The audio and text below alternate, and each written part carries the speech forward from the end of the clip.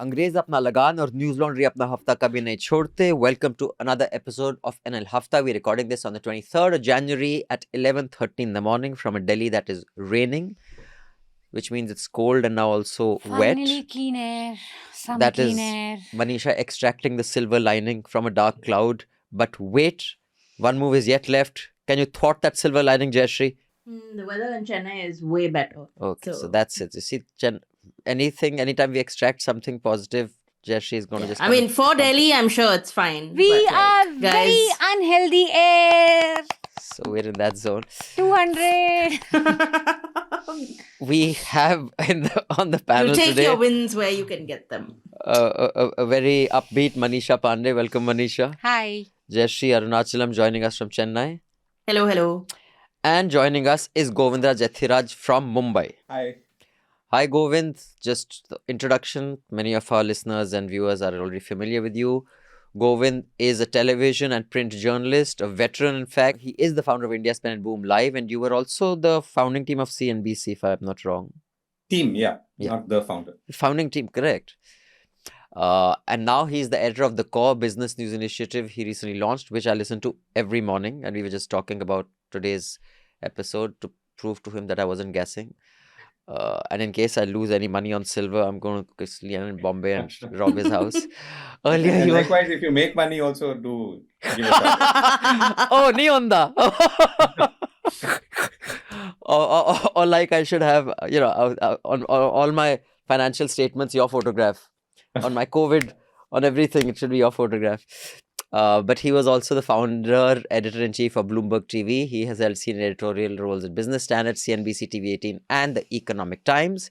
He's a fellow of the Aspen Institute. He is also the McNulty Prize. I don't know how to pronounce this word, but it is spelled Laureate. Laureate. And a recipient of the BMW Foundation Responsible Leadership Award. Do they give you a car for this? No. Fir kya? Then I don't care. Okay. With that, I'd also like to remind all of you, either you're listening to this while you're coming back from your long weekend or going to your long weekend, which is the Republic Day weekend. 77 years ago, India became a republic. As flags are hoisted and parades are marched on to, it's a moment to remember that rights only matter when they're protected. And a free and independent media is often your first and not so often your last line of defense. Now you can look around and see where that's going, and that is because it is heavily dependent on large corporations and government ads. Advertisements cannot hold government to power because they belong to organizations that need the government, and often they are the government ads. We take no ads, and that is why we appeal to you to fund and support our journalism. There's a QR code right here and there's a link in the show notes. Many of you who are subscribers, I'm just giving you a heads up over the next 2 or 3 months, because we've been a subscriber-driven initiative for 13 or 14 years now, Manisha. The subscription brackets keep changing and varying. We have some... So we were just doing a data crunch and there are very fragmented kind of subscription bands. We're going to be like consolidating them into 2 or 3. You'll be getting mails from Manisha, me and our subscription team. Please do cooperate and help us just consolidate. It makes it much easier for us to plan our next year and grow. And that's going to help you and us because we'll be able to do more with less. So thank you. Support independent journalism by a joint subscription Newslaundry News Minute. This is the Republic Day weekend. It's a good time to tell your friend, relative, who are talking about the importance of a sovereign, socialist, secular, democratic republic. I don't know how many of those words are still relevant, but at least we can make freedom of speech and freedom to be informed relevant. So do click on the link or scan this QR code. With that very long appeal, let's get to the headline. Okay, so here are the headlines for the week. At least 6 reporters working for major national publications have been summoned by the Jammu and Kashmir police. Those who were summoned were asked to sign bonds to keep the peace. One with the Indian Express was told to sign a bond promising he wouldn't repeat his mistake. Multiple press groups condemned it. The Editors Guild of India said it's tantamount to coercion and intimidation of journalists. We will discuss this in some detail. Yeah. Also, 3 states had issues with their respective governors this week. In the Karnataka Assembly, protests broke out after the Governor Gehlot read out only 2 lines of his customary address. The speech was actually 122 paragraphs. He objected to 11 paragraphs because they were critical of the BJP-led centre. In Tamil Nadu, Governor R.N. Ravi walked out of the assembly. He declined to deliver the address prepared by the government. He later said the national anthem had been disrespected. May I point out, this is his 4th walkout in 4 years. So everyone expected it to happen. Also, every year he gets upset about the national anthem because Tamil Nadu Assembly will begin with the Tamil state anthem. It will end with the national anthem. Every year he comes and he gets upset about it.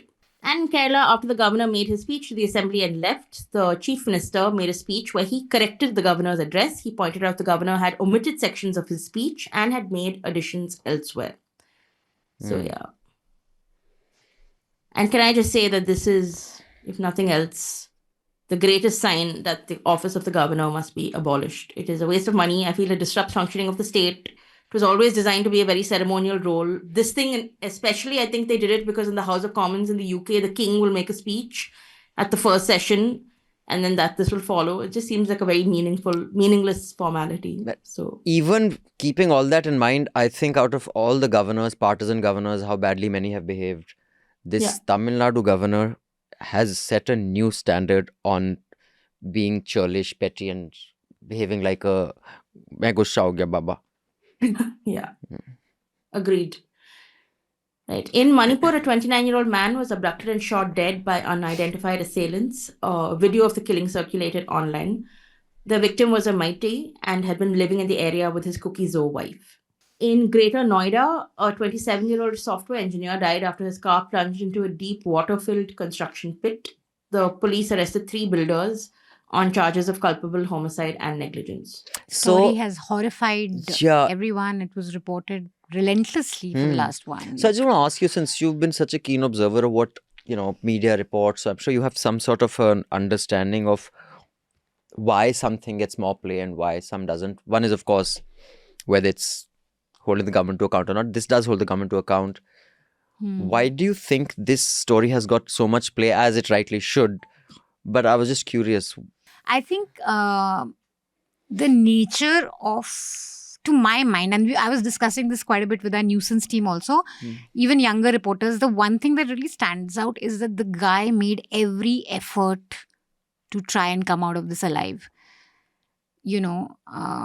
He's for 3 hours asking for help on top of his car. He has the presence of mind to get on top of the car, send his location to his father, immediately tell him where he is. I mean, I don't think I would have frozen in such a situation. But till the very end, he goes on and on and on asking for help, asking to be saved. So from all accounts, we know that from 12 to close to 2 o'clock, he was just asking for help. So I think the ghastly nature of that and the relentlessness with which he tried to save himself and everyone else failed him, I think that really kind of has an emotional chord to it. And then the fact that you had the fire brigade there, you had the state disaster management there, you had the national disaster management there, you had the police there, and they all just watched for 3 hours. The detailing of it, which has come out, not the national, only the state disaster was there. But what eyewitnesses have said that at one point the fire brigade, the staircase was not opening. They didn't have a rope long enough. They didn't want to venture into that pond with boats because they were scared ki wo fat jayega. Some of them remarked the water's too cold. So the complete lack of preparedness or even concern. All these guys, and for 3 hours for a guy to just scream for help, for him to be just right in front of you, and for everyone to fail, from the fire department to the police to the state. I mean, you didn't even have a floaty. And there was one... to give him... There was one eyewitness who actually, it was very painful to listen to his interview. News 18's Javed Mansoori got it. Where this is the first guy who called 112. He literally broke down on TV and he said, I should have just called my friends. They would have helped. I think like my own people would have done a better job of helping this man. It's my mistake. I called the fire brigade and police. And actually, I was thinking, why again I think everyone's talking about this, because I think we all are thinking like, what if we had to help someone? I would have just called my friends, I think. People would have made an effort. Somebody would have thought of something for 3 hours, find a bigger rope, find something, give him a ball that, he could hold on to float. Because it is not like he would have died of hypothermia or whatever. Water is not that cold. He would have been in shock, but he would have survived the night. The fact that the guy just drowned shouting for help for 3 hours. Yeah, and with the father there. I With just the think... father there. And one thing that I saw some official only, Sarkari official saying, it is not mandatory for policemen to know how to swim. It's actually not mandatory for them to know anything. And each time, I get emails that why am I so critical and dismissive of the police? I think they have done nothing to deserve any respect, which is why I have complete disdain for the police. This is the kind of shit that they don't do, and then they sit and protest and whine that people are mean to us and we are being shoved around. Dude, you guys are the most pathetic organization in the country. So you deserve no respect. One of the eyewitness only who called, who was the first to call 112, said that the one cop, the senior, was just taking videos. He said there's one daroga, lean, thin, fair, who was really kind of running around. He was calling the guy sir, so he was kind of doing something. But there was one guy who was simply taking videos.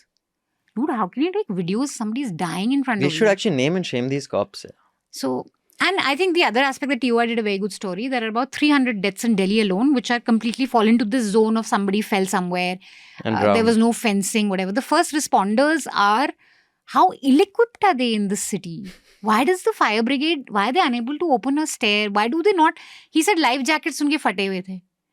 So I get that swimming is an elite. I think maybe in the army everyone learns, but I get that cops may not know swimming. But why don't you have a life jacket? Yeah, but because they know actually, other than swimming, I'd like to know what do they know except that to hold people back when their homes are destroyed with bulldozers, because there'll always be fuel in bulldozers and those will be working. Just the fact that the guy tried everything to save himself. I think most people would freeze in that situation. The fact that he tried everything till the end. It's just very, very harrowing. Right. Next headline. The Indian rupee fell below the 91.5 mark against the US dollar on Wednesday. This is the first time that it's happened. In Delhi, a court has acquitted former Congress MP Sajjan Kumar in a case linked to alleged incitement of violence during the 1984 riots, but he'll remain in jail due to convictions in other cases. In Assam, prohibitory orders were imposed in a district banning the assembly of more than 4 people.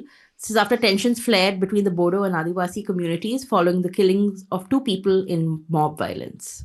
The Bangladesh Cricket Board has confirmed it will not send its team to India for the T20 World Cup after being denied government clearance.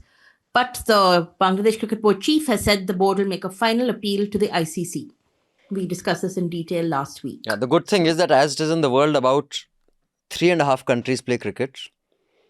And the way BCCI is behaving, maybe that will become 1.5, and we'll be the world champions of a sport that is played by 3 countries. I think very good. The fewer countries that play is better as far as I'm concerned. In a highly irritating headline, former Chief Justice of India D.Y. Chandrachud said bail before conviction should be a right, while noting that courts must closely scrutinize cases involving national security. He made these comments at the Jaipur Lit Fest when he was asked about the Supreme Court not giving bail to Umar Khalid. Yeah, if only he had made this comment while he was on the bench. If only he could have done something about it. How strange. How strange, yeah, really. A judge in Uttar Pradesh's Sambal, who earlier this month ordered a case against several cops over a 2024 shooting, was amongst 14 judicial officers transferred by the Allahabad High Court. Now, Avdesh has done this story. In fact, he was one of the first to report on this order that came where the judge ordered an FIR against the cop for shooting at a person. And when he called the cop, he said, "Nahi, we are not going to listen to this. We won't follow this order." And our story says this. But the judge has been transferred. The cop is saying, and he said many other things which we didn't print because we thought we'll only get contempt of court. But this is the halat, that we'll not follow this order. Wow. Meanwhile, that Mumbai court, the students from TIS who attended that Sai Baba event, the Mumbai court said, give them a stern warning. I'll tell your fathers, your career is ruined. So, love it. And last headline, Donald Trump has said the US will not use force to take control of Greenland, but reiterated his demand that Washington be given ownership of it. He also signed a charter establishing his new board of peace at the World Economic Forum. This guy is insane. Did you hear his speech? I actually heard. Unhinged. It was an hour long, no? Iceland. It's hard 5 to call it times the rice land. to Come eat. on, Manisha, do the accent It's for us. really just a beautiful piece of. No, he's really. And he was also boring now. I think he's getting a bit boring also because again and again he goes back into the elections were rigged, everyone knows, and that's not cool. And if you give it, I'll be happy. If you give me Greenland, we'll be happy. And if you don't, I'll remember. Also, Navika Kumar did that interview with the fake Trump. No? It Yeah, was too dude, funny. how pathetic. It was so You know, strange. first of all, Navika and this Gaurav Sawant and Gullu and Sheikh Chilli or whatever these guys are, they shouldn't try to be, now we'll do humor. It's just... You should do normal. It's humorous enough. When you try to do humor, then it's... But what I loved is the late night take of all these late night shows in the US on Trump getting the award from the Venezuelan leader of opposition, the Nobel Peace Prize. She gave The him Nobel. this thing. Dude, some of the comments that they've made are so funny for themselves.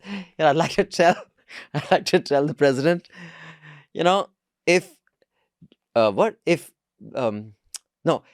if Jay-Z gave me the ring Beyonce gave him, doesn't make Beyonce my wife.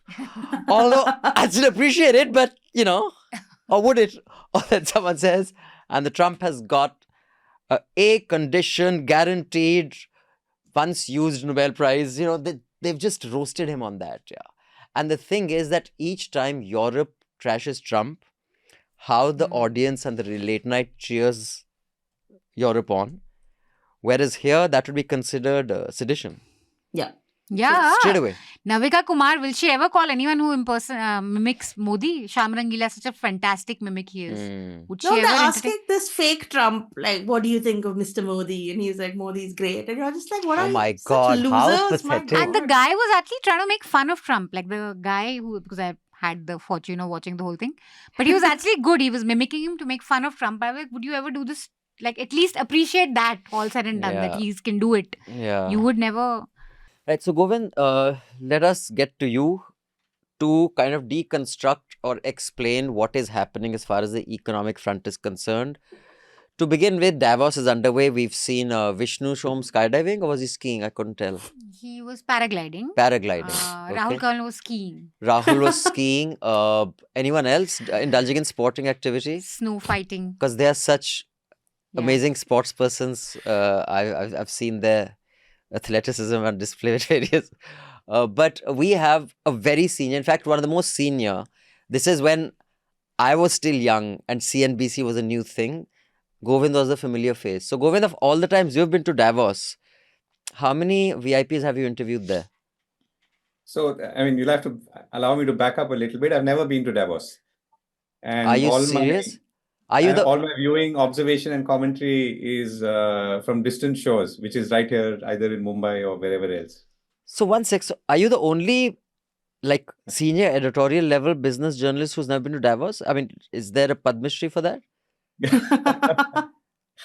I mean, I'd be happy to accept one, but no, I think others have not been either. I think most of the people who do go out from television, I mean, from my sort of anecdotal observations, I would think that there are many print business journalists who have not gone, or it's likely that they've not gone. Because the most visible are the TV guys, because they land up there, they do interviews of people usually from here and beam it back. So that's visible, and which is why we notice it. But I think there would be older print business journalists who have not gone either. Okay, maybe that's why you are not exposed to the best ideas, because as I heard Vishnu Shom say from Davos, that this is where the best ideas are discussed and they emerge. Clearly, Vishnu has not been in a room where ideas are discussed or emerged, if that is the best ideas that he has heard in his lifetime of idea hearing. But we hear, there is a possibility of a trade deal between Europe and India.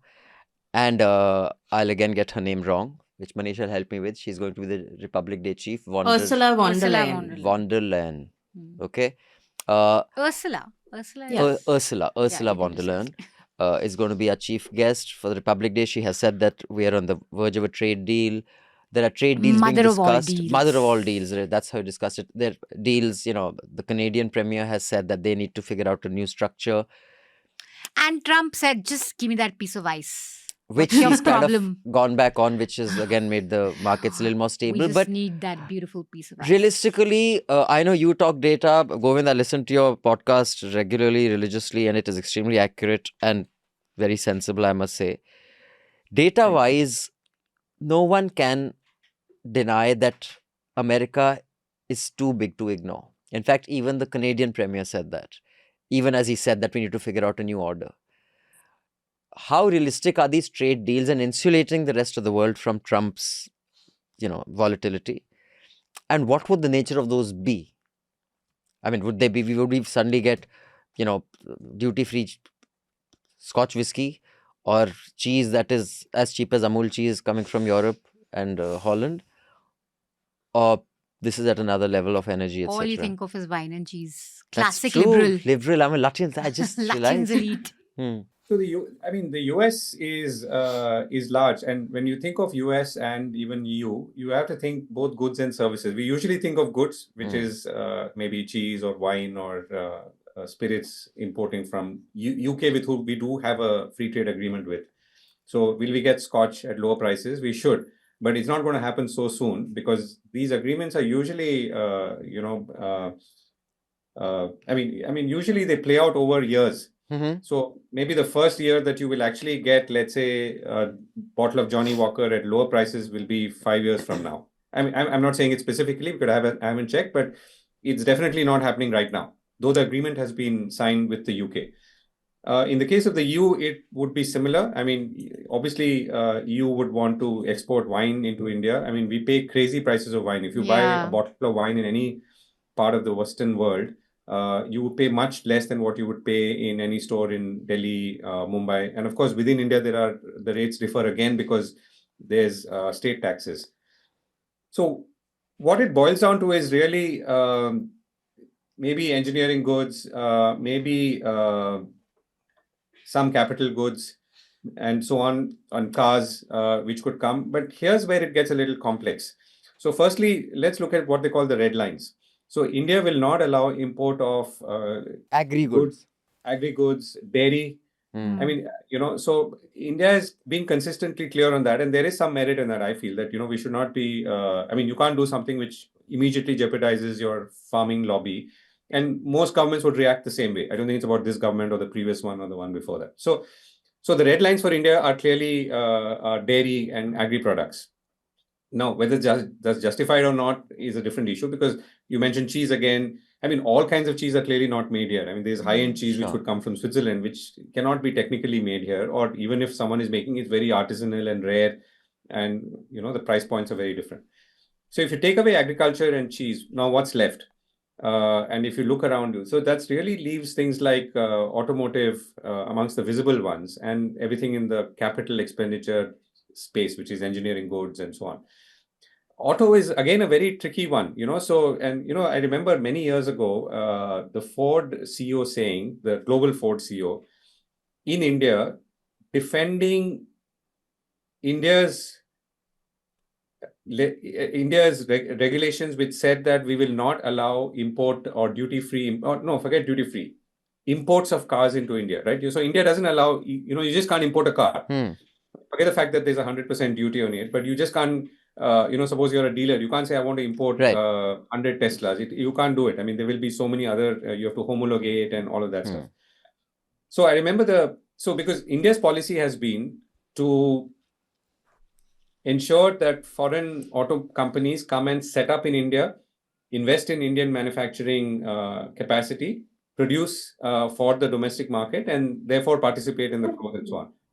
So if suddenly you say, no, okay, I'm going to now start allowing, reduced import duty, imports at reduced duties or easier imports, that obviously jeopardizes all the investments that have been made here. So it is not in the interest of even companies who've invested already here to allow such duty-free imports or lower or reduced duty imports. So therefore, tomorrow, if let's say we are talking about a free trade agreement and BMW, Mercedes, Audi, I'm just talking about the German brands, say that, okay, now that you've reduced duties, now let me export from China or export from the UK, export from Europe. I don't see that working out. So because they've already invested in domestic capacity in India. So what Mercedes might say, and which it's already doing, is say, okay, I'm going to, and I'm being specific here. So I've got a high-end wagon, G-Wagon, which costs, let's say, 2 crore plus or whatever it does. That I'm going to export to India, but everything else I'm really going to make in India because I've invested thousands of crores in a plant in Pune or near Pune. And similarly, that will apply to all the other manufacturers. So in the real world, a free trade agreement with the EU It's going to be will narrow. go some way.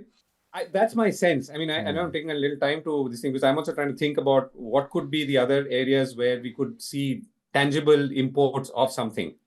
And remember, this is also about exports. I mean, Europe farm products are also quite tightly regulated. It's not like you can start exporting from India to there. So suppose we say, okay, we are going to do all of this, but we're not going to allow dairy, we're not going to allow agri products. And then they'll say the same thing. They say, okay, fine, then we also will not allow you to, come in. We too have to protect our farmers. So yeah, so I think let's see this is something that we'll have to wait to see what the final agreement is, because I think politicians on both sides are announcing things because they also want to show that life can move on without Trump or beyond Trump. So it'll be good to see. So one more quick question before I open this out to Manisha and Jayashree as well, that while it is going to be relatively narrow, what I heard on, again, I think it was on your podcast only a week or so ago, on how the trade tariffs did not impact China at all. Trump's bluster did not impact China because they just found other markets to dump their products on, whether it was plastic, whether it was, other low skill little ornaments. Christmas decorations apparently are made in China, a lot of them. Now, when we had studied economics, there was all sorts of anti-dumping laws, anti-dumping duties. How is it that China finds it so easy to find markets everywhere else when the biggest market in the world shuts them down through tariffs and doesn't impact them at all? Whereas India can't do that. Is it that they have economic might, so they bully people into buying their stuff? Or is it ideological that, countries that want to suck up to China will buy their stuff whether they need it or not? How do they insulate themselves and we can't? No, I would say that Indian companies are also fairly adept at doing the same thing as they have been doing in the last 6 months. I mean, if you remember the 50% tariffs that kicked in August, which affected particularly industries like gems and jewelry, seafood exports, including shrimp, and some part of automotive components, and of course garments and apparel. I mean, these are the 3 or 4 industries which have been amongst the worst hit. And amongst the most labor intensive are clearly garments and apparel, gems and jewelry, seafood exports, and then a lot of smaller ones. So India has been exporting. If the numbers seem to show that India is, people who are exporting these products are finding other markets or are finding via routes. So there are Indian companies who are, for example, using some of their capacities in Ethiopia or the Middle East or even in Bangladesh. I mean, there are Indian garment companies which have capacity in Bangladesh. So Bangladesh and Ethiopia, all these countries have much lower tariffs with the US. So you can't obviously reroute overnight, but I would say that in our own limited size, Indian businesses have also been doing roughly what China has been doing, which is to actively reroute, obviously to take a hit on some of the costs. So, I mean, if you boil it down to one unit, you say, okay, it costs me, let's say, $1 to produce one simple T-shirt, and it's I sell it and I sell it to the US at $3. In good times to Walmart in the US, or $4 to Walmart or Target or wherever it is. Now, if there is a 50% tariff, that $1 becomes $1.50 when it lands in the US. So there are 2 things which have happened, right? One is the rupee has depreciated quite sharply, as we know. It has gone from, let's say, 81, 82 to about 91 now. So that obviously helps you. So even without doing anything, you're more competitively placed today than you were about maybe 6 months ago. The second is you will take a hit. You say, fine, you were paying me $4 earlier, and my landed price is $1.50. So I will take a profit hit, and I will maybe, instead of $1, I will try and make do with 50 cents. So people adjust because I have to keep my factories running. So I think so between saying that I'm willing to take a hit on how much I'm going to sell the product for versus some benefit that I've got in depreciation, there has been a little bit of a buffer. It's a little bit. And then finally, see, but the thing I think which has been happening as I talk to many of these guys is that they're all hoping for a deal.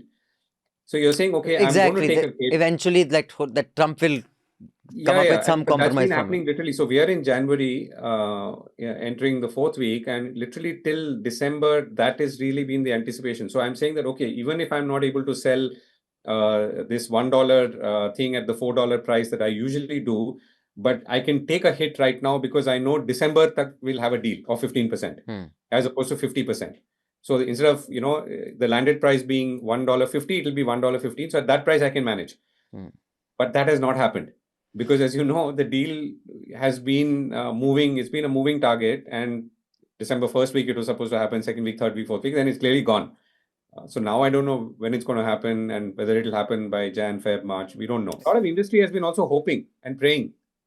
But clearly the share price does not reflect any such Govindraj, thing. just to go back to China though, but is it also just that China has more cards to play, like rare earth minerals and capacity to process them and so on? So is it that's why they have the upper hand and all these sort of things?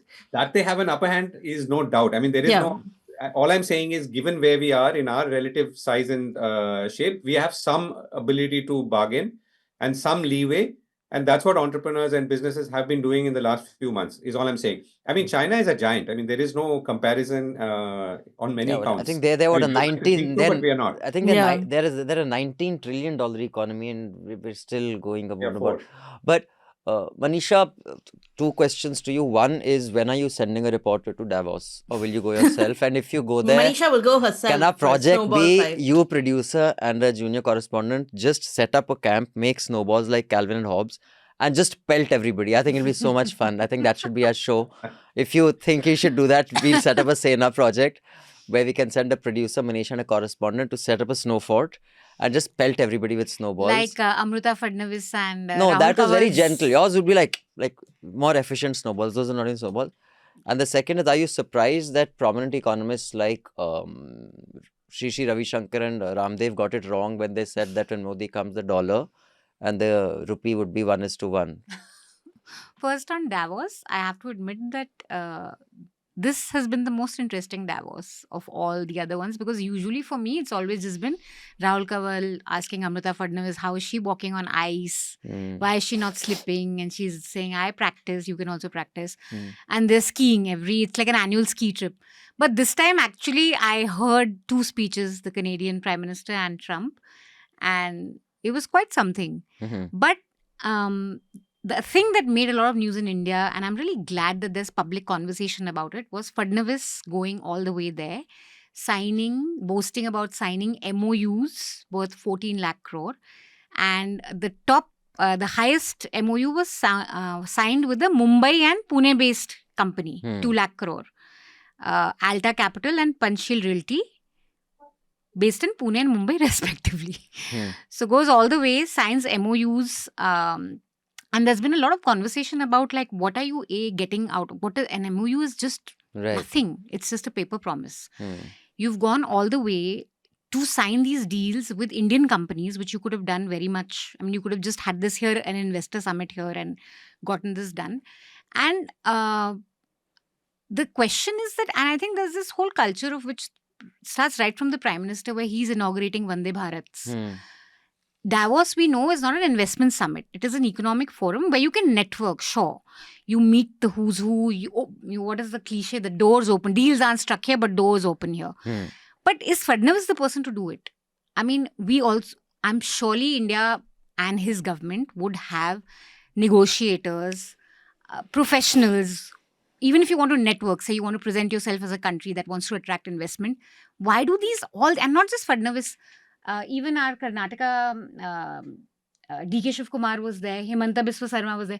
All these guys have gone there for what? I don't know. In fact, I would just like to urge those of you listening, and if any of your chief ministers have gone, do file an RTI and then share it with us. Let's do a community-driven project on how much each state spent. And in the center, our reporters will file the RTI on their delegation going. Like today, I saw a full-page ad by the Madhya Pradesh Chief Minister. And as I am good He's with names, really he's taken out an ad because he he's everywhere. preempted the kind of, pushback Mr. Fadnavis was getting. He preempted that I'll also be questioned, why the hell am I there? So let me take out a full-page ad that all that I've achieved. So he took out a full-page ad today. It's Mohan Yadav. No, I saw the ad. Out of all those achievements, it's a little bit like Trump's achievement. You know, Trump, that he waved that book of achievements. One of the achievements in that written, and this is the word that was used, withdrew security to notorious crackhead Hunter Biden. That was one of his achievements. That he withdrew security to Hunter Biden because he was getting state security. Now, one of the achievements of, what's his name? Sorry, Madhya Pradesh Chief Minister, Mohan Yadav. Mohan Yadav, was that he met the Manchester United chairperson. So I have no doubt the next professional football team that is going to be seen in the Champions League is going to come from Madhya Pradesh. I have no doubt because he has met the Manchester United chairman in Davos. That is like the spectacular stupidity and the shamelessness, that stupidity, I can put this with Sarkari, with money that I have taken from the people, put such a stupid achievement as an ad. And people read it and say, wah, wah. It either tells you that the public, it either tells you the public is spectacularly stupid, or it tells you that our leaders who put these ads are spectacularly stupid, or it tells you that they think that the public is spectacularly stupid. I think the public questioning around this has been pretty robust. The media should have actually done that. All these television news channels over there. And I think Rahul Karwal does ask this question.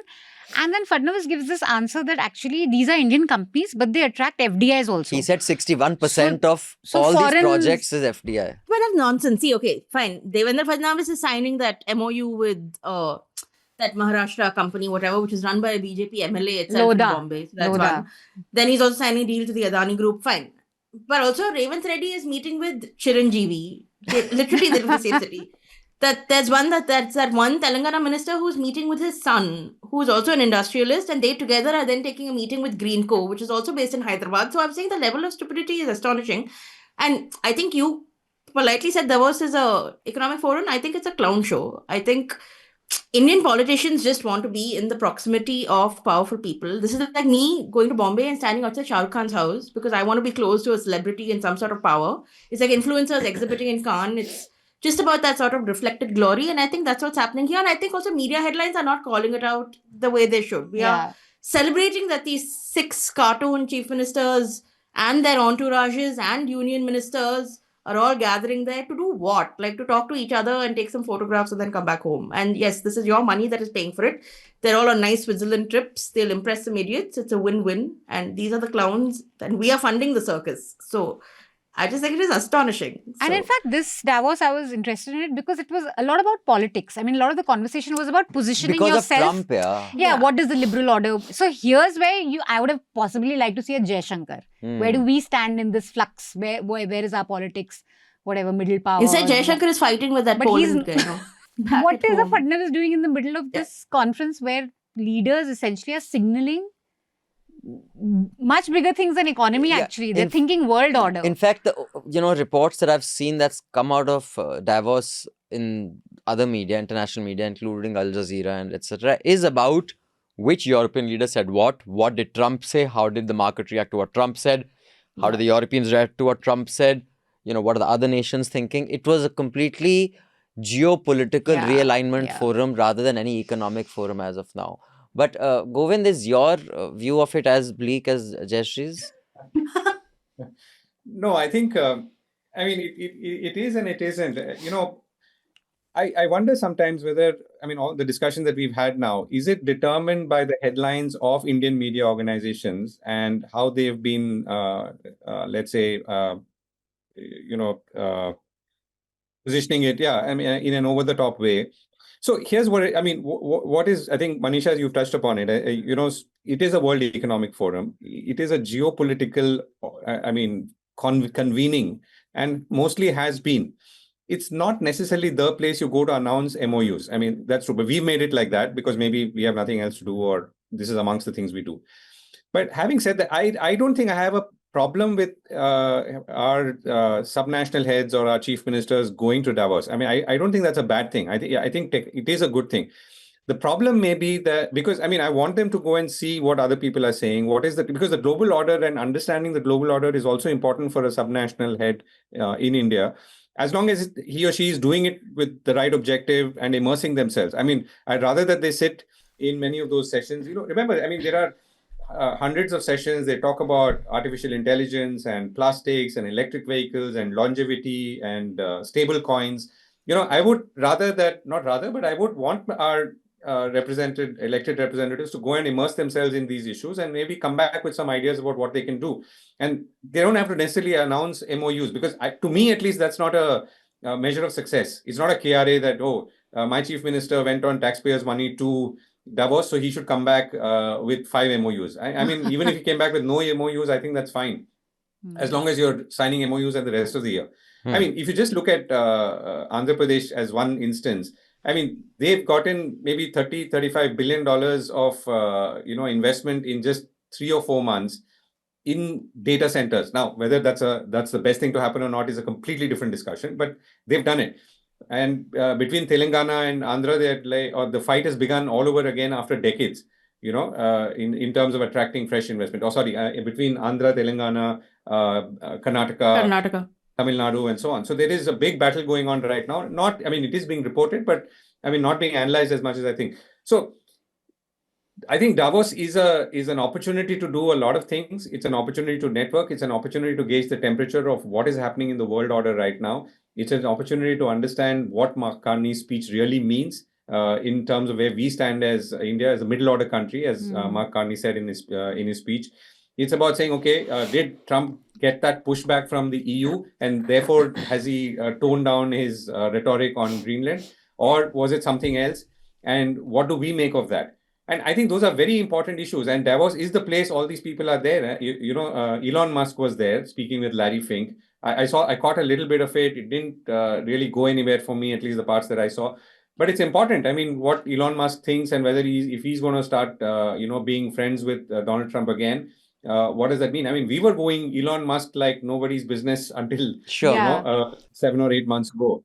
And he was the head of state that we should be talking to, But to your point of just attending these events, because when you're exposed to that, and I'm a big advocate of actually that kind of, and we ourselves host the Media Rumble. Many people can say, what is the point of that jamboree? You've actually attended it. I have always, I go attend conferences, and many of the conversations or partnerships also that have come up for Newslaundry have happened at these places. Many of the organizations we've partnered. In fact, this whole News Minute and Newslaundry thing, it started off with me and Dhanya meeting in Pune at the Symbiosis School of Media has an event every year where they invite people, and that's where I'd never met Dhanya before, and she was aghast at my foul language that, being the head of a news organization, how do you speak like this? That too in college on a stage with children. And I was like, why are you scolding me? Who are you? And but then, it emerged, and now we are pretty much operating as one entity. So I think lots happens. I just think that when our, leaders go, for example, a minister of education of some state will go to some European country but what is the outcome of that? And you see, this is good for, like today, I don't attend so many conferences because I believe at the age of 51, between 30 and 51, I have got enough experience in 20, 21 years to understand what best practices are. I don't have to go expose myself to those ideas. I would rather Jayashree, Manisha go, right? Yeah. The people who are chief ministers and cabinet ministers, I'm assuming have reached that level of maturity and leadership that they don't have to learn from these places. They should send a minister of state. They should send some junior. He should learn. Now, that is how osmosis of ideas at these events works. If my prime minister has to go learn from there, then dude, our country is messed if he's still learning. You should be at the pinnacle where you say, you know what, son, you 35-year-old MP, I'll give you a chance. You go. Learn something and come back. The problem is, there is no interest in learning. Let's be clear. These guys don't have the self-awareness to say, we are here to learn. I will not take names not because I don't want to, because I'll be sued because I can't prove it. But you know the person, I know the person, this person has held the top spot at a top business channel in the country. Several years ago, there was a conference, a big one like Davos types. This cabinet minister had gone. In the morning at 10 or 11, there was a press conference scheduled. There were two starlets who were fairly popular in Bollywood at the time, who were also for some reason attending that economic, business, political conference. And at the press conference, of course, this minister didn't land up. The press was waiting. There were, of course, a dozen maybe Indian journalists, and there were maybe 2 dozen international ones. And of course, no Indian journalists had the guts to say anything. And one of the international ones said out loud for everyone to hear. I just came here I was curious if he'd make it, because I saw him at the party last night having a good time, quite intoxicated with these two starlets. And he said it out loud for everybody to hear. And my friend said that I was so ashamed being an Indian journalist that we couldn't say that. We knew there was no interest in actually getting anything done there. And I think that is the case, which is why, in principle, I agree with you. I think if I could afford to send all Newslaundry staff to the TED in California every year, I would. Because before TEDx became this thing where even people like me are asked to come and speak, I was hooked to it from the early 2000s. You know, when that Rosling used to make those hands. I was about to say Ryan Rosling. He's the superstar, right? So I was like, wow. And that time, I think $6,000 was the price to attend the TED. I was like, if you could send 10 mid-level, mid-age management people there, they'd come back brimming with ideas. Because then you see, you are exposed to the kind of people who make it. And you realize, am I like that person? Because I know a lot of people who are sitting in their homes thinking that they have leadership qualities. Till they go and meet a room full of leaders and they're like, oh my God, I would not last a week with these people in the same room. It just pitches you against what you're up against. But our ministers need that? Then, dude, you don't... So the only, this thing, maybe sort of counter to that is, there are 65 heads of state and heads of government who come to Davos. So, I mean, Carney and Trump included, and of course, almost all European nations, Zelensky was there. So I don't know. I mean, if you frame it as a learning exercise, yes, you're right. I mean, the people who should go for learning could be younger and so on. But I think in terms of being seen and networking, I would, again, I would expect my leaders, whether it's a prime minister or whoever, that's a different question, to be there. And actually, I come back to the same point. I mean, rather than announcing MoUs and sitting with media, which is mostly Indian media, which you could very well do right here, are you meeting your counterparts? I mean, whether it's in Ukraine or from Asia or Europe or North America, and if so, what is it leading to? I'm not saying you have to immediately answer to all of that, but I would really hope, because I think this is a very, very difficult time that we are in, and we're all trying to figure out, where do we stand in this new, new set of equations, and whether we have any standing at all. We are still aspiring to be a global power, but clearly events of the last year have sort of knocked us around, to put it very mildly. So where do we stand today, and where could we stand somewhere? So all of that, this is clearly an opportunity. Sure, there are other fora. There is BRICS, there is G7, there's G20, not G7. We are obviously not a member of G7. We could be invited, but there's G20. But all of that doesn't have the same degree of informality and the ability to go and speak and meet and not be noticed and, chased and hounded like you might be elsewhere. So I think, to come back to my chief minister, I mean, do I have a problem that the chief minister is going to Davos? I don't. Do I have a problem that he seems to be announcing MOUs with companies that are really Indian origin, whether they have foreign investment or not? I do, because I see this as an intrusion on time which could have been spent somewhere else. I mean, could he have been attending a session? Could he have been, going up to let's say the head of state of a European country and spending that time instead with him or her? Yes. Could he be trying to figure out, in this new world, does the role, a chief minister like me, a subnational head of a country like India, have any role to play? I think that's a useful thing. Now, they may not do nothing or none of this, and instead have a good time and come back, as you said. But I would hope that that's not the case. And I would hope that amongst the 10 that have gone, maybe one or two used it to really do something productive. I would hope. Right. Yes. Is what I would say.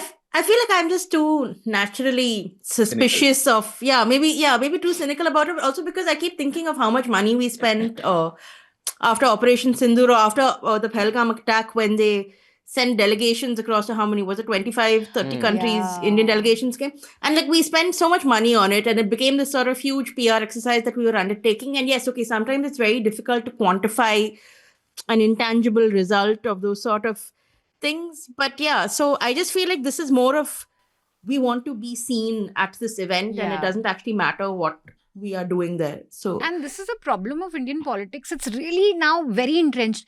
I agree with Govind for sure. Like, I would love for the Delhi CM to go to China, just go there Yeah. and learn what they did and come back and fix the air. But I know it's going to just be my photos, my pictures. And this is, like I said, is right from the top. It's because the Prime Minister has to inaugurate every train station, every little thing he's inaugurating. Pushkar Singh Dhami, our Chief Minister in Uttarakhand, any little thing is made, there's a board made by Pushkar Singh Dhami.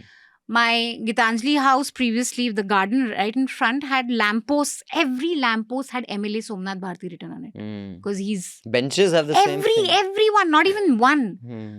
So it's just every CM, every politician is afflicted with this. Let me just tell the world that Because I'm even a doing lamppost is an something. achievement. So, also, but just Manisha, one last thing I want to say though about Davos, which I thought was interesting out of all the coverage of it, is that I knew Netanyahu was not there, but the interesting thing as to why he wasn't there is because Switzerland is party to the International Criminal Court, which has issued the warrant for his arrest, so he could not have attend. been And I thought arrested. That was interesting. But Manisha, you've attended some of these Davos? conferences, not Davos. I'm just talking in general before we say goodbye to Govind with last remarks. You've attended Yeah, several DW conferences in in- India, overseas.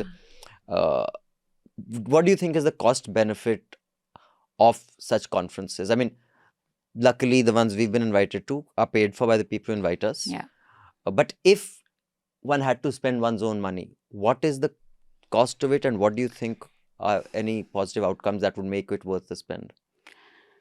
So one thing which is great is that you really pause and think about what you're doing, about best practices. I mean, especially in journalism, you're in such a rush on a day-to-day basis that you really don't stop and think about newsroom practices, different ways of doing stories, or just general how institutions function. So in these conferences, what I've always found very useful is that you meet different people doing different things in their newsrooms, and you get a lot of ideas and you learn. You also realize, especially in journalism conferences, how all our struggles are so similar. I'm always amazed that everyone is talking about ads are drying up. What do? We have to think of ways of subscribing. How do we engage our readership? So the struggles are so similar, even in developing worlds, developed worlds, the most richest of countries, the most poorest of countries, the struggles with authoritarians trying to clamp down on journalists, the different ways in which right-wing trolls use, like Maria Ressa was here for our first Media Rumble.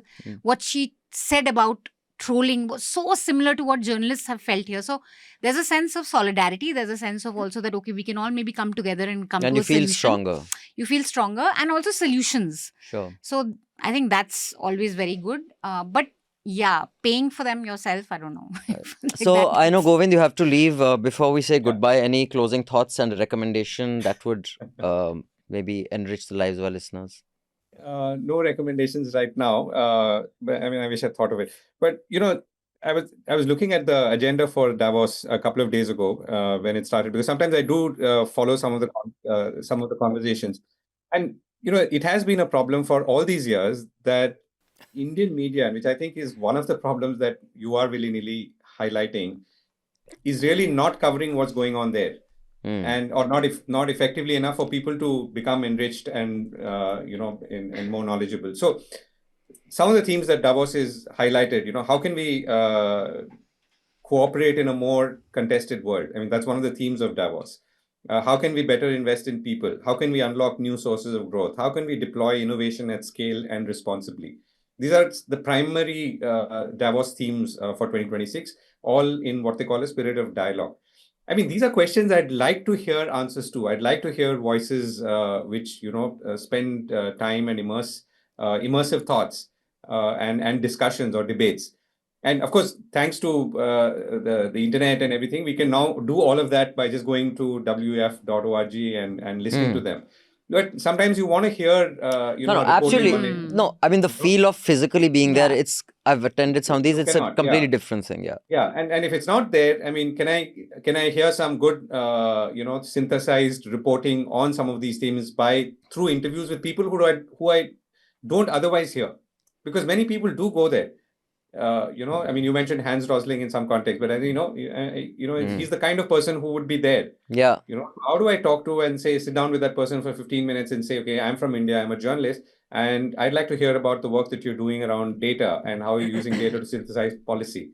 And if they talk, of course, they all know India, so they would talk to you about things. So those are things that I would really hope and expect from a Davos-like convening from a media point of view. I know I may land up there one day, as Manisha might, or you might, and we might do the same thing, which is to, go and interview our guys and. Oh, I thought we'd throw snowballs at others. Yeah, I thought you'll say skiing. Yeah, dude, so- come on, Govind. We gotta go have fun, yeah. Ab kahan Yeah, interview so maybe interview we'll kare. just do We let the youngsters do interviews. We'll just make snowballs and throw it, and we'll be grumpy old men. I think that's the plan. That's my plan, at least. I don't know about you. Maybe. But Yeah, I'll give the let's hope. Scan the QR code on your screen now. I'll give the recommendation on Govind's behalf.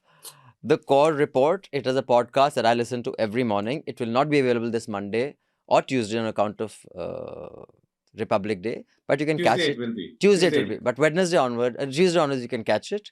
You get sensible voices like Govind, and sometimes you also get popular voices, which may not be sensible, but we all got to do what we got to do. But thanks, Govind. The link is in the show notes of his podcast. Do check it out. Have a good day, have a good weekend, and a happy Republic Day. And happy Republic Day to you too. Thank you, Manisha, Jayashree, and Abhinandan, for having me on your show. It's always a pleasure. I've truly enjoyed this, and I look forward, and I hope you'll give me an opportunity once again. Yes, we shall. Yes. Thank Thanks, you. man. Thank you. Bye. On Davos, just want to add one thing. I was very happy that Geeta Gopinath said what she said about pollution. yes. That was the best Yeah, that takeaway. was She good. gave a nice. That's long- one thing. When the whole Yeah. world is listening to you, then you can say stuff saying up.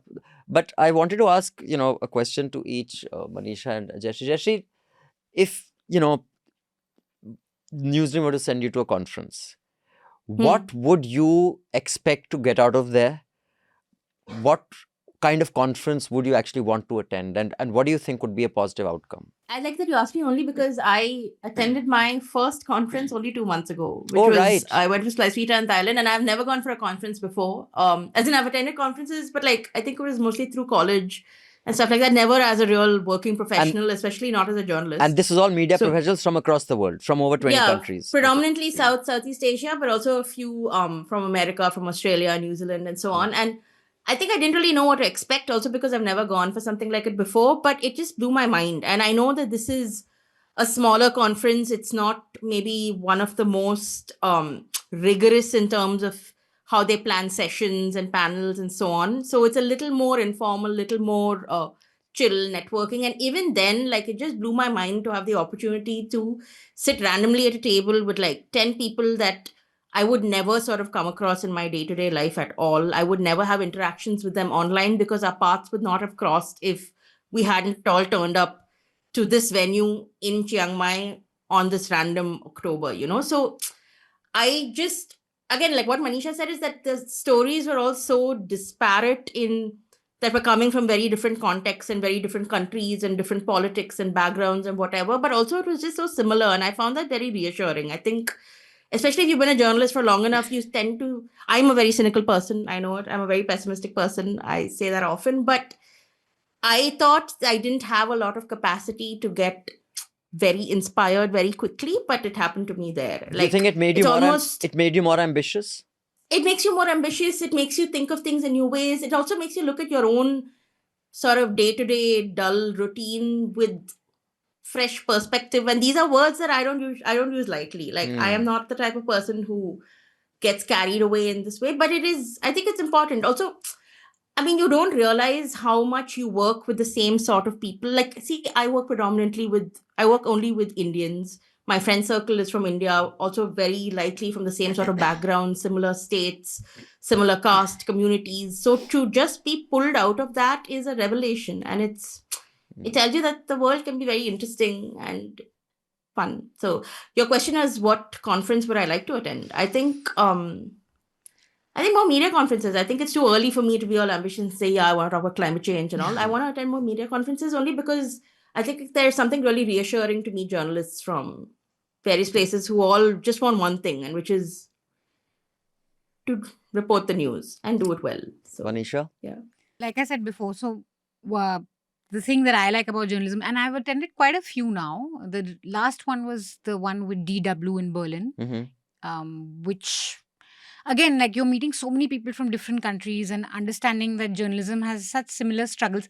There was one in Nepal also that was a smaller South Asian one. I always enjoy South Asian conferences a lot because I feel like there isn't enough because of primarily trouble between India and Pakistan.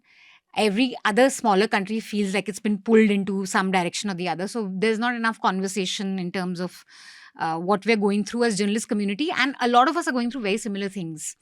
I think India still is far better than most South Asian countries when it comes to press freedom. But still, there are a lot of similar struggles, similar cultures, similar ways in which politicians want to control the media. So I'm always amazed when I'm listening to somebody in Pakistan or Sri Lanka or Nepal, what their media is doing there, tweaking the social media laws, first thing to control the media. And it's always so interesting to see that I wonder, like, if in these Davos conferences, there's a separate thing where all these authoritarians get together and say, what are you doing in your country? Russia, what are you doing? China, what are you doing? India, Pakistan, okay, we'll also do We'll this. also use best practices. Because it's actually, when you talk to journalists, you realize the best practices that all these politicians are using to curb media. And that makes you feel hopeful that, wow, everyone's struggling, but everyone's trying to find a way out of it and everyone's still being hopeful. And I know that around journalism, there's been so much despondency in India itself because we feel like it's become so hard and this and that. It has. But these places also give you hope because you see that, my God, journalists are doing such amazing work stuff, in such difficult circumstances. You better not complain. You're one of the most privileged journalists, working out of Delhi. On a side note, I think we've just had Jaipur Lit Fest that has gotten over in Jan. I remember my first Jaipur Lit Fest, and I don't know how it is now, but that was amazing for me also because, there was one professor who had done his PhD in Bob Dylan. There was one Jewish writer, I still remember, who really went into this whole psychology of why people think that, everyone who's come out of Holocaust is going to be a nice human being. And he gave this whole lecture about what misery and pain really does to people. So I really like such conferences also, which are not a lot about professional or like day-to-day kind of thing, but ideas in that sense, mind. philosophies, different ways of looking at the world.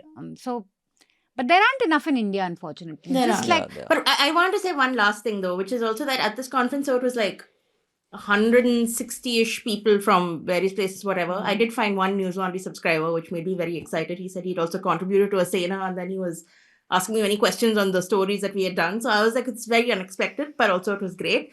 And also this thing about, the sense of despondency and all. But I do want to say one thing, which is that if you are a subscriber to Newslaundry, I will say that you are supporting a success story. Like, I think my one great takeaway from that conference was that everyone is looking for a way to move into a subscription model. So they had a lot of questions for me, especially after my panel, where they were saying, but you guys have done it and we want to learn how to do it as well. So you were the expert everybody want to learn from. I was the expert, guys, and I was like, well, this is a rare and exciting opportunity. But yeah, so it was that was a really gratifying sort of moment. Yeah, I also feel very smug sometimes because a lot of people are like, how do we get subscription? I'm like, I was doing that. Thanks to our subscribers. Yeah, because we make appeals that are effective, as we will just demonstrate. Subscribe to Newslaundry, guys. It is Republic Day on the 26th of Jan. We stand up through the year for your rights. Yes. And it's time that you stood up once just for us. Correct, and pay please. So that we can stand up through the year. Yes. And, on just the things that I look forward to when I'm invited to conferences is like twice when I've gone for that India conference at Harvard. Yeah, how in Boston. In New York, I had gone to Columbia University in 2018. I don't know when it was, where me and Anupam Kher had lunch and hugged and got photographs clicked with each other. The London, I had gone to the Bridge India conference. For me, the high point of the conference is that the subscriber meet we used to have. In New York, we did it at Washington Square Park. In Boston, we did it at some restaurant. And then when, anything from 15 to in the London subscriber meet, 60 people came, 60. That is exciting for me. I'm like, okay, this conference was worth it just for this. But as far as the Harvard India Conference is concerned, I mean, I don't want to take names, but they invite some real losers. I mean, these are people you could not learn anything from. I'm like, fuck, seriously? Like, these, which is why... This is a problem, is a uniquely Indian problem, and it's on all ideological sides, but there are these conference goers who are there everywhere, but there's nothing that you can learn from not them. just that. I was going to say exactly that. Like, there are people who, and I know, I mean, again, I don't want to take names, and there are a lot of journalists who do really great work, but after a point, it'll be like they have done some work, but maybe 20 years ago, or 15 years ago, but they just attend conferences on the backs of that, and they have become this sort of representative of India. I mean, I don't even mind that. My thing is this particular one. I just feel cruel saying names, but a billionaire's son who started a company, his quote-unquote startup, got funding from one of the biggest funds in the world.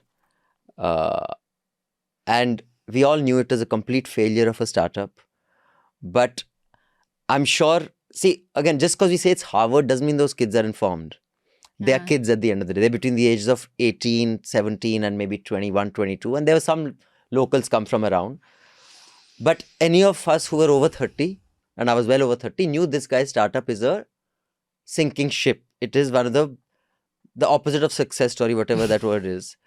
And he was giving yarn on how to make a startup work. Of course, that startup has wound up about a year ago. It Who's was... this? I'm very curious who's this So- billionaire Yeah, son is. Texas. I'll tell you. Or there'll be some other loser like this woman who, unfortunately, what happened to her with the kind of threats she got and her party abandoned her. The BJP spokesperson who was threatened with beheading, etc. Nupur. But I was on a Nupur. conference with her and I think this was at the Kennedy School. She was on stage, as was Ghanshyam Tiwari of the SP. And this one 18, 19-year-old kid from Pakistan stood up and asked a question. And this woman went to Bharat Mata ki Jai, and she said, I felt like saying, dude, the kid is 18, man. Pick on someone your own size. I was like, I can't believe I'm on this loser panel and I wanted to just crawl under the table and want to dhaso. Hey, Prithvi, ma'am, mujhe nigal le. I do not want to be on this panel. So sometimes it's like losers ki barat who have no relevance in your own country. Jao beta, international ghuma, panel pe baith ke aa jao. Nothing of use. But of course, you get these little moments of excitement where Paranjeet will trash that big Rajmouli film, whatever it's called. Bahubali. Bahubali. So there's Pa and there's Rajmouli sitting there and he says these films, big budget, that just, underscore, or whatever the word I'm looking for is, reinforce Brahminical stereotypes. Nice. Yeah. I'm like, yeah, that was thrilling. So Yeah, but, also it's like people that wouldn't otherwise be in the same room like you and this BJP person. exactly. Or my only thing was at the dinner, I zeroed into Paranjeet. And I said, now I'm just going to capture him and just talk to him all evening. Because you learn. And then I got there and he can only talk through an interpreter. He speaks only Tamil. But did you not bring out your Tamil? So I, of We've course, heard then so much about it. my fakeness was exposed completely for the fraud that I am. Bloody hell. But yeah, there's some good points. But moving on now, I just like Manisha and Jayashree to tell us a little about, because I know we've reported on this. Manisha, you have even made a trip there in the last few years. I think you made 2 trips to Kashmir in the last 5-6 years.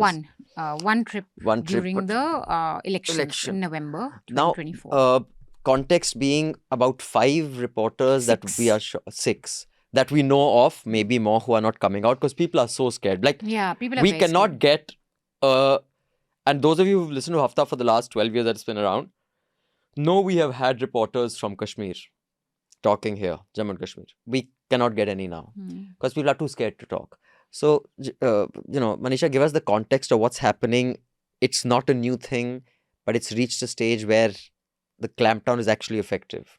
So we know that over the last 1 year, at least 25 journalists have been summoned. The recent... By the JNK police. Yeah. And this is the recent summonings have made news because it involves journalists working in prominent national media. So typically the understanding in Kashmir is that if you're working with international organizations, if you're freelancing, or if you're with local media, you're more vulnerable. Whereas if you're with an Indian Express, you're with the Economic Times or Hindustan Times, you are slightly more protected because you have Delhi backing you a little bit. You have an organization. Now these were journalists. Two of them were from Indian Express and Hindustan Times. They were both called in and summoned, asked questions about their reporting. Suggestions were made that their reporting can disrupt public order. And we know when something like that is said in Kashmir, it means PSA, which means you can be in jail, locked up for God knows how long, without any charges. So you're just a threat to public security and you can be locked up. They were I think the asked... Hindustan Times guy didn't go, right? Because they said that he only got an oral summons Yeah. and they need to put it in writing before they'll send him. Yeah. But again, only because his newspaper stood up for him. Yeah. So crucially, here the newspapers, even Indian Express had a front page story saying that our reporter was called. He was asked to sign a bond, refused to sign a bond. But I think you've had some pushback precisely because Delhi newspapers stood up and they kind of published editorials, they published front page stories. But this is a story of all journalists there.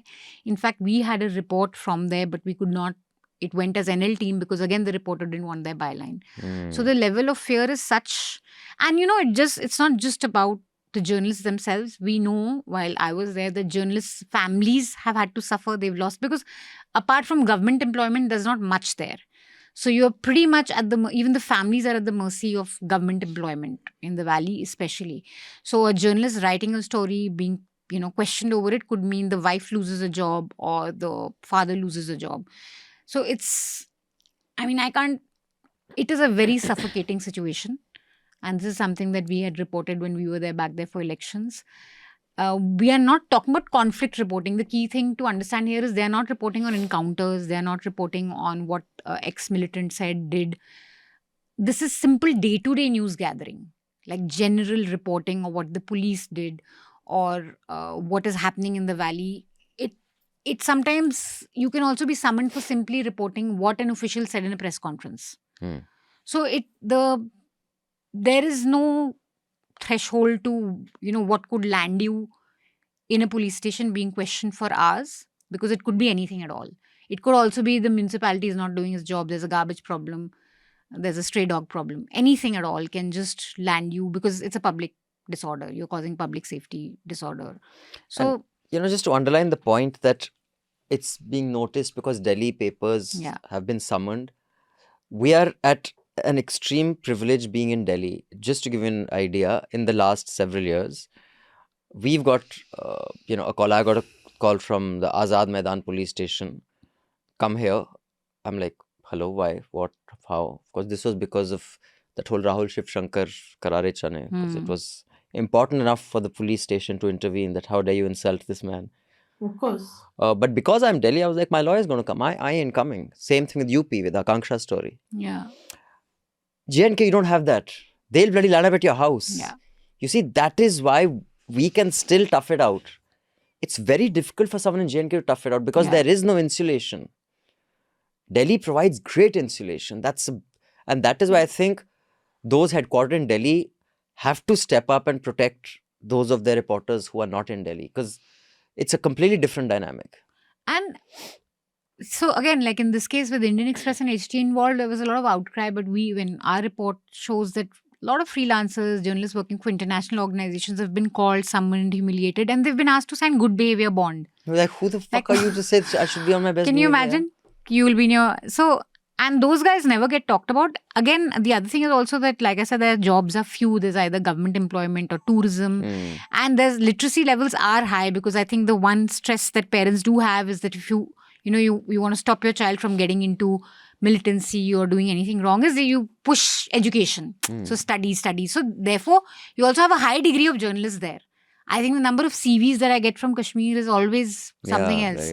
Because all the stories that we get on our submissions email ID, about 80% of them are from Kashmir. Because A, it's not getting published in the local press there. It's completely been finished off. And B, there is just generally a lot of people studying journalism. So you have a lot of young people who are unable to do anything there. Jayashree, this I think for doesn't me, make much news in Chennai, right? Unfortunately, Kashmir. It only makes news up till Delhi. no, I mean, it'd still be a headline, but my take from this is that, and I don't know if there's something I'm allowed to say or whatever, but I think the funny thing is that when the Indian state tells us time and time again that anyone who says that there is an occupation in Kashmir is incorrect, right? Because it is part of India and so on. But then I'm saying you're doing things like summoning journalists, seizing passports, slapping cases, demanding they sign bonds, good behavior bonds. You collect their ID cards, you have contact information for their family members, you harass them as well, you put them in jail, you bring them out, and then you put another case on them. And I'm saying these are all things that, if this is a free and democratic component of free India, these are steps that you should not be taking. And It isn't consistent with the oft it isn't repeated consistent line. with your messaging that it is. Which is quote unquote normalcy has returned to Jammu and Kashmir. Yeah, and I mean, you also have to wonder let this not be normalcy, please. Yeah, and so you're doing all this because you don't want something clearly reported or anything reported at all, and instead now all we're getting is headlines that the Indian state is trying to make journalism a crime in Kashmir. So And it's just, I think the scary part while talking to journalists in Kashmir is this, that so in Uttar Pradesh, a journalist, you could have an FIR because you reported the midday meal scheme is not working well, or there's, I don't know, Kida Makoda in the food or whatever. You've had such cases where journalists in Uttar Pradesh have been filed FIRs because simply they've reported a trash problem. In Kashmir, that comes with the added threat of UAPA, of terrorism, of Pakistan. You're immediately that thing from, oh, your reporting is inconvenient, or we didn't like it, or it's anti-government, which all of us face everywhere. When that moves into that Kashmir, Pakistani terrorism kind of zone, it's very quick, and it has far-reaching consequences. One prime time is all it takes. Yeah. So that is the scarier part, because it's not just that you don't like my journalism and I'm inconvenient to you and so you want to put me in jail. That I think a lot of journalists now feel that, okay, you should be ready for that. yeah. But that flip to now you're on the payrolls of ISI, or that you're a terrorist, is so quick and so devastating that it's really led a lot of people to just shut up there. Yeah, and once upon a time, you had to at least offer some sort of reasoning as to why you are saying someone is a terrorist or whatever, right? Now you can just say it anyway. And you'll run with it. And that is your name. Like that, these are your family members. These are very immediate threats to life. So I know that when after Pahalgam, there was these bulldozing of houses of suspects, and a few houses were destroyed. How many journalists could actually cover that story? None. Yeah. And many of them were threatened that you cannot be reporting what we're doing to houses of suspects. And what happened to those suspects, what happened to Pahalgam, attackers, we don't know. So with that, we'd like to move on to the emails. This week's emails have been curated by me, Abhinandan Sekhri. We only entertain the emails and feedback, criticism, critique of our subscribers. You can mail us at podcasts@newslaundry.com. I repeat, podcasts@newslaundry.com. You can even click on the link in the show notes below. There'll be a little pop-up window. You can give your feedback there, but please keep it to 150 words. If it's more than 150 words, it will be deprioritized and it will come up when we do our monthly subscribers take, and it will be compressed using AI. And put Hafta in your feedback, please. So, Manisha, can you please read? So, Rohit Kulkarni says, recently Abhinandan was arguing that southern states or Bengalis don't take jokes very well. That was me, actually. Or they're quick to take offense. I don't agree with it. In 2012, there was outrage on a show called Jai Hind, in which Rajiv Nigam, comedian, made a reference to 1984. They had to take it down and apologize. I don't agree with this thought process that some cultures are more quick to offense and some are not. Every culture has a conservative fringe that reacts, and every culture has rational people. Stop generalizing. And Rohit has given this link. It's in the show notes of this short documentary called I Am Offended, which is on being Indian. Talking to, and this is very old, I think it's from 10 years ago. But, Rohit, I get what you're saying. I don't agree. I think certain cultures take offense more than others. Just like I think if I were to make a joke on, and I have often, on Indian gods, I would not have to watch my back. If I made a joke on the Prophet, I would have to watch my back. I don't agree that all cultures take it easy. I can say things about Christ and I don't have to worry about an existential risk. So no, I disagree that all cultures are the same when it comes to jokes and how they take them. Shauma Shubhro Chaudhary says, Dear NL team, wanted to recommend a book on Iran. It's a graphic novel called Persepolis by Marjane Satrapi. Yes, we've all read it. Yes, Lovely. you read it. Also, there's another graphic novel by Joe Sacco on the UP riots titled The Once and Future Riots. Joe Sacco's way of drawing faces and expressions is quite powerful. Some of his other books, such as Palestine, Footnotes on Gaza, Safe Area, Gorzad, are also quite good. Wanted to recommend graphic novels as they keep getting dismissed as being for children and too expensive. Please use independent bookstores to buy books. If a book doesn't exist on their website, they can always arrange it for you. So I completely agree with you. In fact, Safe Area Gorazde, how you pronounce it. I don't know if it's his only one on Bosnia. I think there's one more that he's done, or maybe I'm just confused. But that was my first exposure to the conflict there. And I think he had communicated the brutality of that war so effectively, it made your hair stand on end more than any report would have. I completely agree with you, but just the time, because we've done 2 graphic novels of our own. You can buy them. Here's one, Kashmir Ki Kahani. Here's the other, Amar Bari, Tomar Bari, Nakshal Bari. Link is in the show notes. Here's a QR code. You can buy it.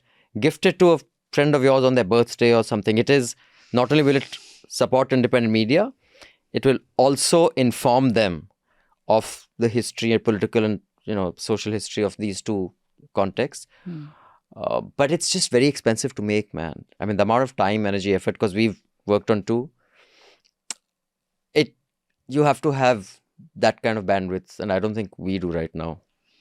Anonymous says, Hi team, me and my family currently live in the US and we plan to move back to India next year to stay closer to parents. Every time I listen to Hafta, it makes me rethink if we are making the right decision. Keep up the good work. You're really the voice we want to hear in the times when all the TV media is unwatchable. If you're coming to the north, then maybe avoid, yeah. Anonymous, I will say that go to the south. If you're in the Manisha, defeatedly, don't come back. If you're in the US, I would think that maybe India is not such a bad option. But if you're in Europe, it's a no contest as far as I'm concerned. It's not even close. Shantanu says, I'm glad that in Ishan Tharoor, you finally had a bona fide member of the Western media to counter Jayashree's tired, cliched, frankly tedious tirade against the US and Western media. I do not support Trump, and his avatar of the US is far removed from the country I've known for over 25 years. However, the voices of opposition are growing louder, unlike India, and this regime will see its end very soon because it is deeply unpopular as it goes against most of what Americans believe about themselves, warts and all. I want to challenge Jayashree to name an alternate system of government and cite a nation she considers a paragon of virtue. She loses credibility with every iteration of her reflexive anti-American rant. Oh my God. I kept this specifically for Jayashree to react. Thank you, Abhinandan. Rant away. Always. Rant, all yours, Jayashree. No, we've done many rants. I think I ranted last week also. I mean, but I've said this before. I mean, I don't think I need to look for a paragon of virtue. I'm not even looking for a paragon of virtue. You're telling me, these are not reflexive rants for me. I think I've already shown my receipts in what you should be reading and noticing and consuming to also understand that America is not what we would love to think it is. I think if you think America is virtuous and that what we are seeing now is an exception, I think we are a little bit drinking the Kool-Aid. And if you're saying who is better than the country that has supported the genocide for 2 years, I would say I would pick any country that is not supporting the genocide for 2 years and I will be able to defend it. And also, yes, I mean, I think Washington Post is currently cheering on the Venezuelan kidnapping. Yes, Ishan Tharoor works for it, but also if you read its editorials, it's owned by Jeff Bezos, who's having dinner with Donald Trump and waiting for his contracts. I think there is a sophistication to the sort of propaganda that we see. And yeah, Ishan by WAPO standards is the most sensible and reasonable of its writers. But I think if you look at the paper in totality, this isn't again me being reflexively leftist or anti-American. I think it's the facts. So yeah. Just saying that hers, but I'm with you on that. I don't think they're perfect. As far as political systems are concerned, out of all that we have, but I think it's the least flawed because it is accountable. That's yes, but it is why I would also love to have a longer, deeper discussion on when we talk about democracy, what we mean by it, and that versus real democracy. Because democracy is, yes, holding in elections, having institutions where there is a reasonable level of accountability where you have a judiciary that is independent and works in a certain way. But I think in a lot of democratic countries that we see today, this is not happening in the way that it should. And we are sort of okay with that baseline level of bullshit because we are like, well, at least it is not a worse system. But I feel like you Yes. shouldn't be that easily satisfied. No, I You should completely agree demand with you. what- But I just so that everybody's talking about the same thing, the framing has to be such that what is democracy, what are the kind of outcomes it has, look at it historically, and how it is flawed in various parts, including America right now.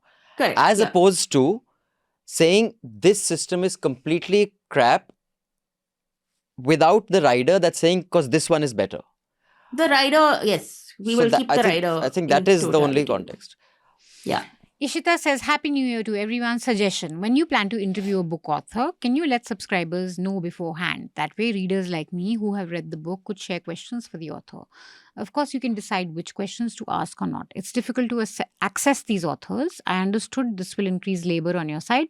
But in case there's a book which I do plan on reading, I would happily volunteer to help curate the subscriber questions. Ishita, Done.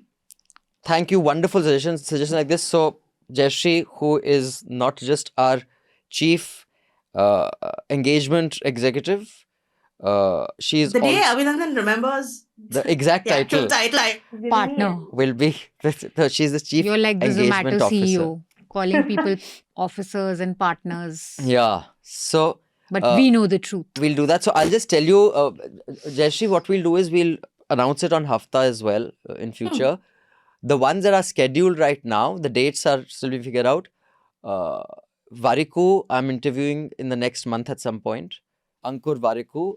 Manisha will be interviewing. Snigdha Poonam. So we have these two, but we'll give you the dates so you can send your questions.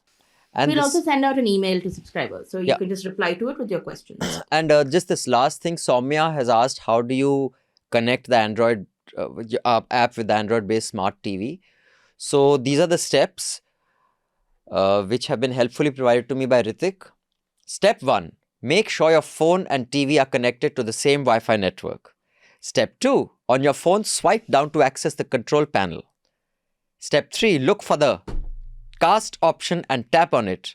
Step 4, a list of available devices will appear. Select your TV from the list. I hope that helps. I would not be able to do this because I'm an uncle. No, but also just to clarify, you will not find the Newslaundry app on your Android-based smart TV. So instead, you can cast it using the steps So it's that basically- Abhinandan has explained. It is, yes. So, okay, so that's what it does. Also, it's playing off your phone. Oh, I You're get playing it on your phone, and the same thing will be on your screen. Techn- From the little screen to the big screen. technology. So- Yeah, okay, now I get it. Fine. See, I just have to be explained a little bit. Basically, this smart devices are to my generation what cables were to my parents' generation. Like when VCR, music system, TV, they'd say, Nico, connect karo, because they could not know the RCA cable, which one goes where. So we were the course. experts and they didn't know how to take apart the There's cable. no need to look so smug. This information is helping nobody anymore. So- I know, and now I have the same problem. I need something connected. I have to call up one of our youngsters saying that, how do I do this on Insta? With that, let's get the recommendations for the week. You want to go first, Jayashree?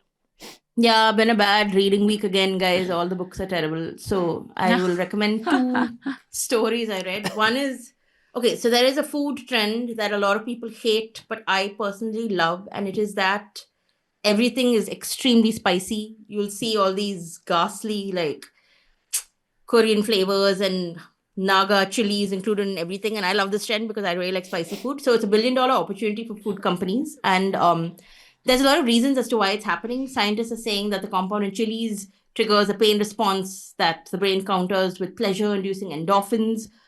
Also, this is allowing a lot of familiar companies like PepsiCo to revamp products with spicier notes to attract consumers. So what is this trend? How is it playing out? What is its value? And will it ever end? For all the questions to this, you will have to read this piece in Bloomberg, which I found quite interesting. And the second one is, it was a story in Times of India that I read this morning in the paper.